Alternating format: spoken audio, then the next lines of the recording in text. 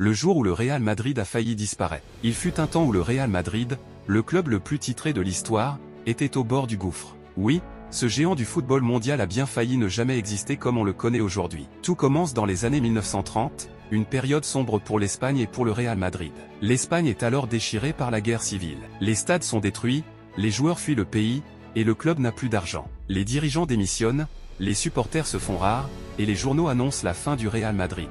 En 1936, les bombardements détruisent une partie des installations du club. Le Real Madrid est à genoux. Mais un homme va refuser de le laisser mourir, Santiago Bernabéu. Ancien joueur et capitaine du club, Bernabéu décide de tout recommencer à zéro. Il investit sa fortune personnelle, vend ses biens et réunit d'anciens joueurs pour relancer le projet. Son idée paraît folle, construire un nouveau stade, plus grand que tous les autres, alors que le club est au bord de la faillite. Personne n'y croit, mais Bernabéu persiste. Ce stade deviendra plus tard le Santiago Bernabéu, symbole de la renaissance du Real Madrid. En parallèle, il fait venir des joueurs d'exception. Et c'est alors qu'une légende entre en scène, Alfredo Di Stefano.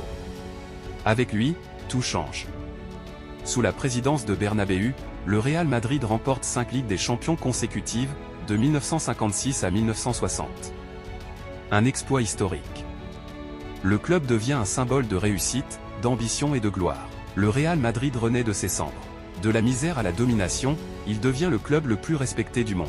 Et ce n'est que le début. Plus tard, d'autres légendes viendront écrire l'histoire, Zidane, Ronaldo, Benzema, Modric. Tous héritiers du rêve de Bernabéu, l'homme qui a refusé que son club disparaisse. Aujourd'hui, le Real Madrid, c'est 15 Ligues des Champions et un héritage immortel. Mais peu se souviennent que ce club a frôlé la mort. S'il existe encore, c'est grâce à un homme qui a tout sacrifié pour sauver son rêve. Le Real Madrid n'a pas seulement survécu. Il a conquis le monde.